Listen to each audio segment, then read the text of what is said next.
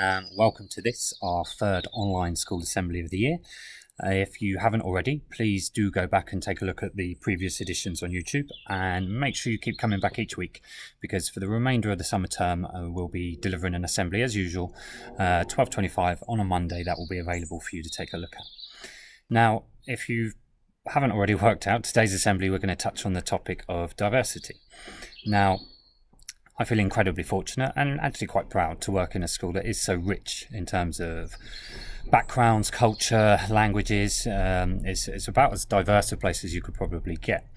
However, sadly, the reality is that that isn't replicated across our entire society. And in fact, we're quickly approaching that time of year when pupils will receive their exam results at the end of year 13, and we're probably likely to see the same story that surfaces every year around the lack of representation in terms of minorities at universities like Oxford and Cambridge.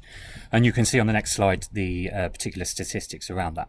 So what I wanted to do today was attempt to unpick this topic a little bit and actually see if we can understand diversity and use it as something that actually empowers us. So if you cast your minds back a little bit, you might remember touching on this topic during tutor time just before Christmas. As a quick recap, the Rooney Rule came into effect back in 2003, and what it did was it made it compulsory for NFL teams to interview at least one candidate from an ethnic minority background when they were recruiting for a new coach.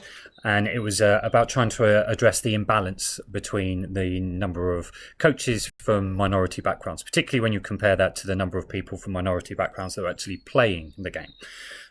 So in terms of stats, back in 2003, 70% of players in the NFL came from a minority background, but only 10% of coaches did. And so it was about addressing the very clear issue between ethnicity and the potential pathways into coaching for the majority of players. Now, it did, you might remember, have a small impact for a while, but those gains have long since reversed, and we're pretty much back to the original levels. I think in 2020, again, we're still looking at 70% of players coming from minority backgrounds, and I think it's up to about 12% now in terms of coaches. So it's almost identical, despite 17 years having passed, and a pretty decent effort with the introduction of the Rooney Rule to address the lack of diversity. Now, you can see on the stats here, they're from our own football league, so that's the Premiership. There's 25% of the players actually playing in that league come from minority backgrounds. That's more than the population at large, yet it's even fewer that actually managed to make it onto the coaching staff with any teams. And it's a topic that comes up quite often, and there's still lots of debate around it. Yeah, the purpose of the Rooney Rule was designed to provide those opportunities. But again, there is a huge debate around whether or not that should even be implemented, and whether or not it's a fair system. The people that tend to argue with the Rooney Rule make the case that we should just be looking for the best candidate for the job. Now, that holds true if we're looking to address simple problems. So if you are purely trying to pick a relay team that's going to win you a relay race, then picking 4 Usain Bolts is probably going to do the trick. However, and this is what I want us to try and take away today, it's when we're looking at more complex problems that lack of diversity doesn't seem to hold true. What I wanted to do here was try and give you a good practical example of how a lack of diversity isn't just morally wrong, but also potentially counterproductive, particularly if we're trying to solve a much more complex problem. Now, the badge you can see in the middle here is from the CIA. That's the American equivalent to MI5. So if you were a spy, this is probably where you'd be working in the States. Now, the CIA was condemned following the events that took place on September the 11th. And a big part of the criticism today was the fact that they didn't seem to be too aware that that event was coming. Now, researchers that have done an awful lot of work around this have put forward a suggestion now that seems to be quite popular, that a significant reason for this was actually their own lack of diversity. Now, this is an organisation that has a really rigorous recruitment process, as you can imagine, and it's definitely got the mantra of only the best candidate for the job. regardless of diversity. However, what generally fitted into those categories, particularly way back in the 90s, were pretty much a very similar group of people. So you can look at all of the CIA staff in the events leading up to September 11th, and the vast majority tended to be male. They tended to be white. They tended to be middle class, and they also tended to be Protestant. Now, what they were doing by minimizing the amount of diversity within their organization was reducing their ability to spot threats. And that's as a result of being unable to see things from somebody else's point of view. Now, I won't go into it in detail here. You can read around that when you find some time on your own. But part of their issue was that there was plenty of messages coming out of Al-Qaeda at the time, but they were considered fairly primitive by CIA standards.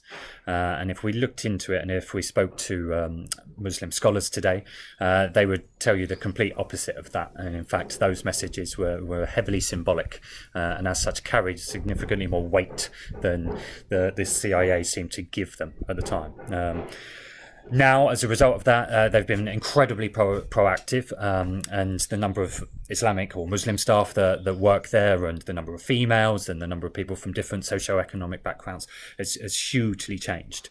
But there's still, a wide understanding that part of the issue that led up to such a huge, significant event in American history and worldwide history was actually caused by a lack of diversity. So diversity isn't just relevant when we're thinking about our ethnicity or our religion.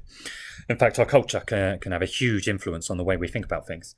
There's a famous psychology experiment that asked American and Japanese participants to study pictures of a fish tank. And they, over time, they slowly changed. So imagine a spot the difference type exercise. Each participant was given 10 images of a fish tank, and they subtly moved things around. And they essentially asked them to tell them what the differences were. And what that experiment found was that the Japanese participants, and let's remember a Japanese culture tends to be quite collective. It puts a high value on group harmony and people working together. Well, the Japanese participants were very good at spotting the differences in the backgrounds and the way objects were linked together. So the distances between things, when there was a change in that, the Japanese were very good at identifying that. In contrast, you had a load of American participants, and this is a culture that tends to promote freedom, independence, and the personal autonomy.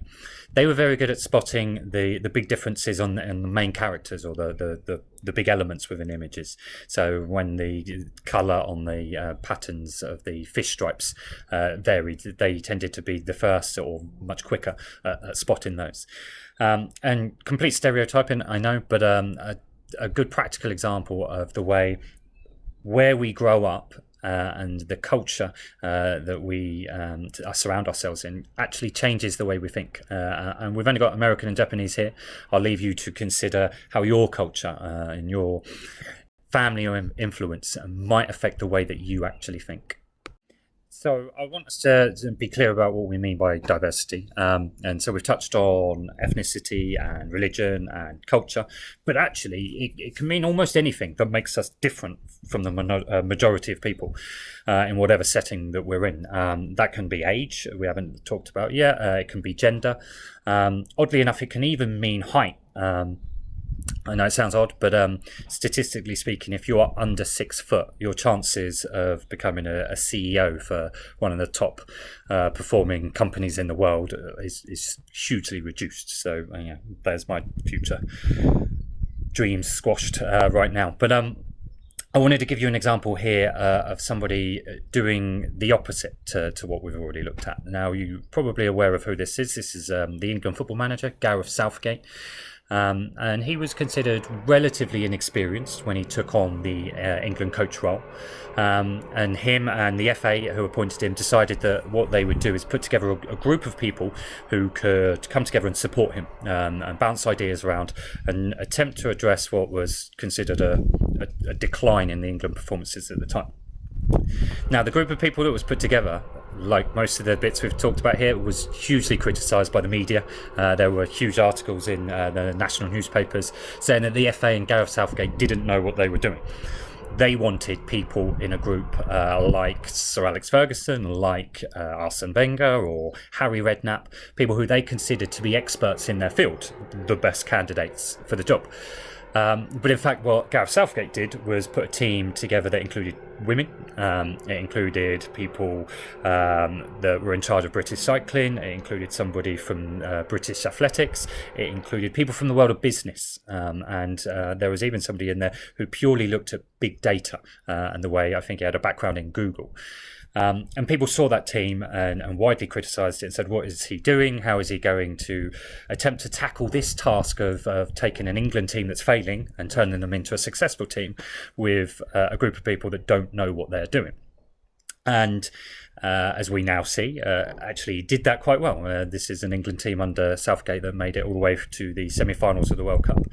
And the reason is, if we unpick it a little bit, if he'd put that team of experts together, actually what he would have done is just heard ideas that he's probably already got himself. So he would have trained under these managers probably when he was younger. They've worked together and their thought process around this issue would have been fairly similar. So in fact, the number of ideas from that group of 10 people would have been relatively small. Yet when he took a different team of people that came from completely different backgrounds, genders, ages, sporting cultures, as it were, he massively increased the number of ideas that they were able to take on. And they borrowed aspects from other sports in terms of the way they trained, in terms of the way they prepared. They borrowed aspects from companies in terms of the way they looked at data and they used data. And it completely changed the way the England football team went about their business. And it was purely because they were brave enough to put together a diverse team of people who at the time, remember, were fairly heavily criticised, but they stuck with it and they picked people who weren't the obvious best candidate for the job. So diversity is important. We can see that from the example before. And remember, what we're talking about here when we use the word diversity is anything that makes us different from the majority. But it's harder than you might imagine. People tend to be drawn to others who think and look like them. It's quite validating to be surrounded by people who share our beliefs and our perspectives. There's evidence from brain scans that suggest when other people reflect our own thoughts back to us, it stimulates a pleasure centre in our brain. So it's hard to be diverse. It needs to be a purposeful choice that we make, because it's vital. If we are to see the world from other people's point of view, if we are to be creative and hope to blend ideas together, if we really want to achieve success, then we're going to need to work together with groups of people. And if we work together with groups of people who are different from us, we're going to learn from them. And that's something that we cannot do on our own or with people who look and sound and come from a similar place to us. So what I want you to do next is consider the people that you surround yourself with. How different from you are they? Do they just echo your views and ideas back to you? If so, are you unconsciously becoming quite narrow-minded? Make a change and be more diverse. Collect friends who challenge your ideas, people who force you to remain open-minded and considerate of others. This is important. Given all the statistics that we saw earlier, I want you to consider your future. What do you want to be? Where do you want to study? If it's a career or a university that isn't currently that diverse, remember the fact that you are different actually is one of your biggest attributes, and it's the reason that they should want you. Be confident in being different, and if you can, teach others why that's so important. This isn't a challenge or a journey that's going to take place overnight, but our understanding of what diversity is and its benefits to everybody is a message that I hope will slowly spread. And I hope when we look at statistics like the Rooney Rule in another 17 years' time, they don't look anything like they look today. So thank you for sticking with me. I really do hope to see you all soon. Coming up just after me, there's a short reflection. Friday is the Feast of Mary Help of Christians, so make sure you come back to YouTube on Friday and you can see Mass streamed live from school. But until then, I wish you all the best of luck. Stay safe, and I'll see you soon.